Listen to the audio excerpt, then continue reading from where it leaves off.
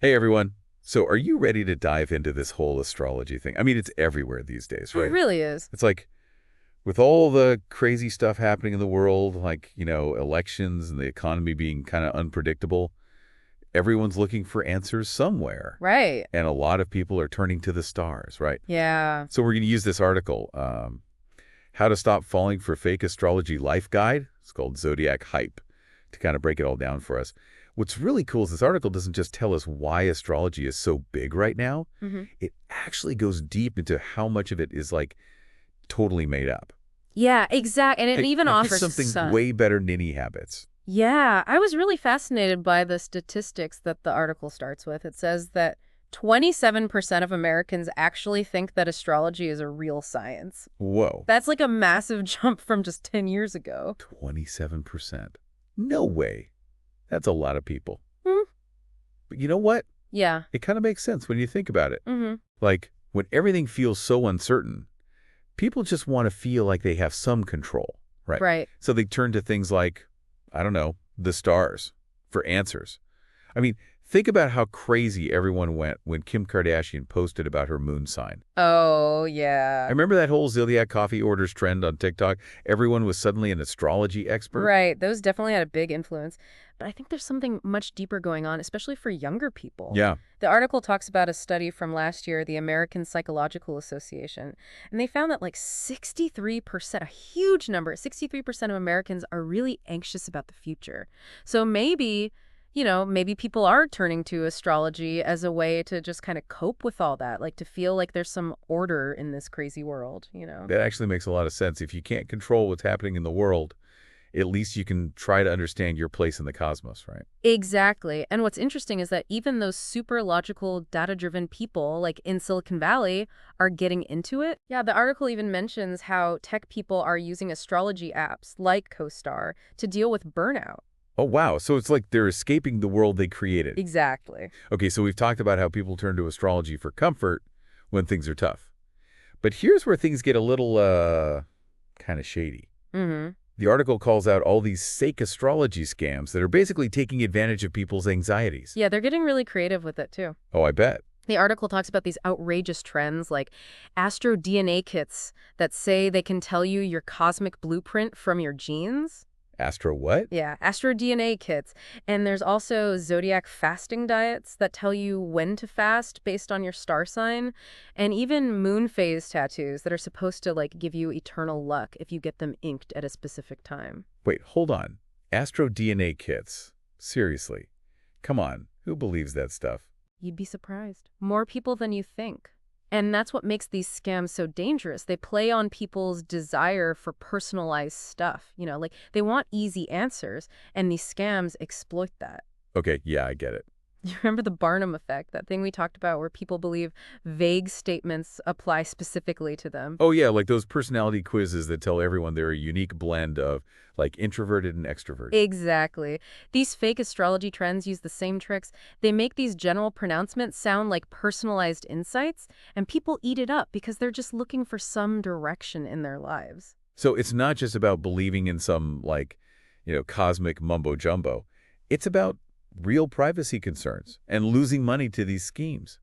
Like, how do you even regulate an Astro DNA kit? Right. It's a good question. And the article highlights how the Federal Trade Commission, the FTC, has actually been cracking down on astrology apps that were collecting personal data, like birth times, and selling it to like advertisers and stuff. Wow, that's scary. So it's not even just about whether you believe in astrology or not. It's about protecting yourself from these, like, predatory practices. Right, exactly. Okay, so how can we spot these fake astrology things? Well, the article gives some really helpful red flags to look out for. The first one is those big, over-the-top promises. If something sounds too good to be true, it probably is. Like, this moon phase tattoo will make you a millionaire. Exactly. And they give some great examples, like that whole NYC Zodiac account scandal where they were just copying other people's horoscopes. And remember LA Stargirl?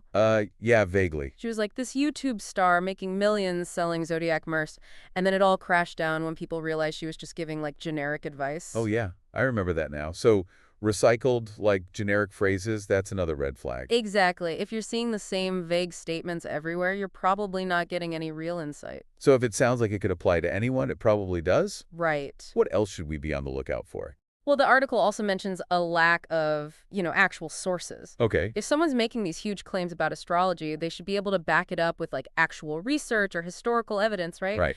And finally, be wary if they're like constantly trying to sell you stuff. Like zodiac candles and crystals? Yeah, exactly. Zodiac, I mean, products, services, whatever. That's a big sign that they're more interested in your money than your well-being. That makes sense. These are really good tips.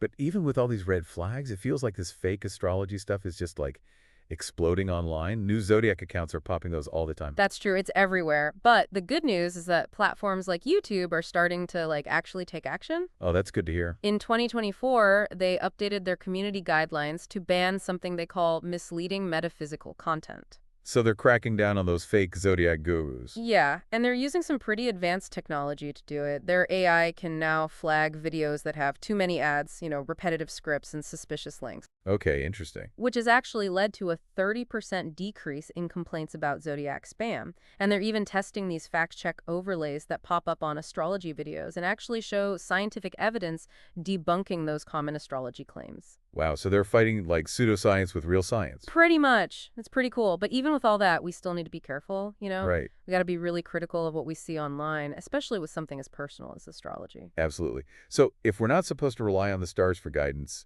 where do we turn? Where do we find direction? Well, this is where the article gets really interesting. Instead of focusing on fate and destiny, it talks about a more practical and, I think, empowering concept, mini habits. Mini habits. I've never heard of that. So mini habits are like these small, manageable actions that you do consistently to create lasting change. Instead of setting these huge, like overwhelming goals, you focus on tiny steps that you can easily fit into your daily routine. Okay, so instead of saying, I'm going to work out for an hour every day, I'd say, I'm going to do 5 push-ups every morning. Yeah, exactly. And what's cool about mini habits is that they're much more likely to stick because they don't feel so intimidating. Makes sense. The article cites a study from 2019 from the Journal of Behavioral Psychology that found that these tiny habits are 85% more likely to become like a regular thing compared to those big, ambitious goals. Wow, that's pretty impressive. So it's not about willpower, it's about making things so simple that they become automatic. Precisely. And there's a lot of cool psychology behind it. By starting small and being consistent, you slowly gain momentum and avoid that feeling of being overwhelmed that makes people give up on their goals. Okay, yeah, I see how that could be more empowering than just waiting for your horoscope to tell you what to do. So what are some examples of mini habits? Well, like instead of waiting for your horoscope to say it's a good week to hustle, you could make it a mini habit to save just $1 a day. It doesn't seem like much, but over time, it adds up and gives you a feeling of financial security. Yeah, that's a way better plan than like buying a lottery ticket based on your astrological sign. Right.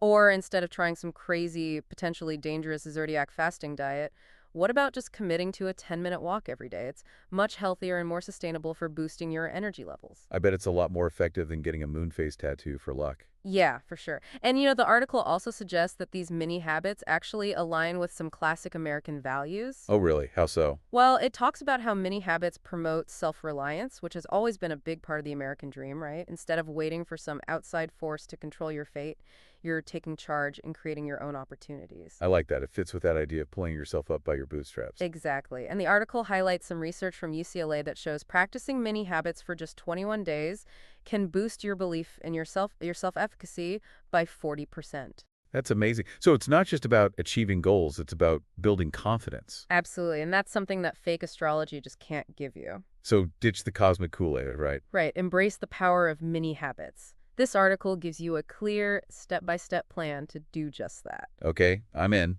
What's the first step? First, you got to be more careful about the information you trust. Okay, Don't believe everything you see online. right. Before you buy into an Astro DNA test or a Zodiac fasting diet, do some research, Google the source, check their credentials, look for independent reviews. It's like that saying, trust but verify, or in this case, trust the stars but verify the source. Exactly. And the next step is to clean up your online world. Unsubscribe from those YouTube channels that are just pushing Zodiac stuff. Mute those astrology bots on X. And, maybe even replace them with habit tracking apps. Oh yeah, like a digital detox for your mind. Exactly. Out with the cosmic clutter, in with the empowering content. I like it. And when you're choosing your mini habits, remember, start small and focus on being consistent. Pick something you can actually do every day, even if it seems super easy at first. The article suggests starting with something like read one news headline daily to stay informed, or spend 5 minutes on 401k basics to learn about finances. Yeah, exactly. It sounds simple, but it can make a big difference over time. Totally. It's all about building that momentum. And once you've got one mini habit down, you can add more to your routine. And don't forget to keep track of your progress. Yes. Seeing that streak grow can be really motivating. It's a great reminder of your commitment and your ability to create change. Exactly. And finally, tell everyone about it. Tell your friends, family, colleagues, everyone. Let's help each other break free from this whole Zodiac hype and embrace mini habits. It's like a ripple effect of positive change, one small action at a time. Exactly. The article even gives us 5 easy, all-American mini habits to get started. Ooh, I like it. Lay 'em on me. Okay, here they are. Walk for 10 minutes daily, swap one soda for water, read one line from the Constitution, save $1 a day, and express gratitude once a day. Those are fantastic. They seem so simple, but so powerful. I know, right? They might be tiny steps, but they represent a huge shift from just accepting fate to actively creating your own destiny. Okay, I'm sold. So what's your first mini habit going to be? Choose wisely, because this is where the real journey begins. That's a great question. I think it's one that every listener needs to ask themselves. What's that one small action they can take today to get a little closer to the life they want? I love that. Yeah. It's really interesting how the article frames this whole astrology versus mini habits thing. It's not just about like personal choices. Right. It's almost like this bigger philosophical question about America. I see what you mean. It's like they're saying, hey, America, remember that whole hard work thing? Like taking charge, not waiting for the stars to tell you what to do. Exactly. It's tapping into that classic American dream idea, that anyone can succeed if they just work hard and are determined. Which, let's be honest, is way more motivating than, oh, Mercury's in retrograde, so just blame the planets for your bad day. Totally. And it's not about rejecting spirituality or anything like that. It's about realizing that real happiness comes from making things happen, making choices that line up with what you believe in. Yeah, not just following some random advice because of your birthday. The article uses some pretty strong language to make this point, too. It talks about mini habits being as real as a bald eagle and twice as free. I love that. And it compares building your future to something unstoppable like the Grand Canyon. Yeah, those are great analogies. They really get the point across about what it means to be in control of your own life. It's definitely more inspiring than reading some vague horoscope that says this week you may feel a sense of restlessness. Be cautious of making impulsive decisions. I mean, who doesn't feel restless sometimes? Exactly. It's about getting rid of that feeling of being stuck and replacing it with a sense of purpose. Replacing uncertainty with a feeling that you're the one in charge. Another thing that stuck with me from the article was how much it emphasized being critical of the platforms we use. It's not just about ditching those Zodiac spammers, but about choosing to support creators and platforms that share our values. Absolutely. It's like you're creating your own little world of information and choosing which voices you let in. So instead of just scrolling endlessly through TikTok or X, waiting for some cosmic sign to appear, we can choose to spend our time learning something new or connecting with people we care about, or even just going for a walk in nature. And that simple act of choosing can be really powerful. It's like you're saying, I'm not defined by my horoscope or some predetermined fate. I have the power to create my own path. And that path doesn't have to be some huge life-changing thing either. Right. It could just be a bunch of small moments, each one showing that we're committed to growing and making things a little bit better every day.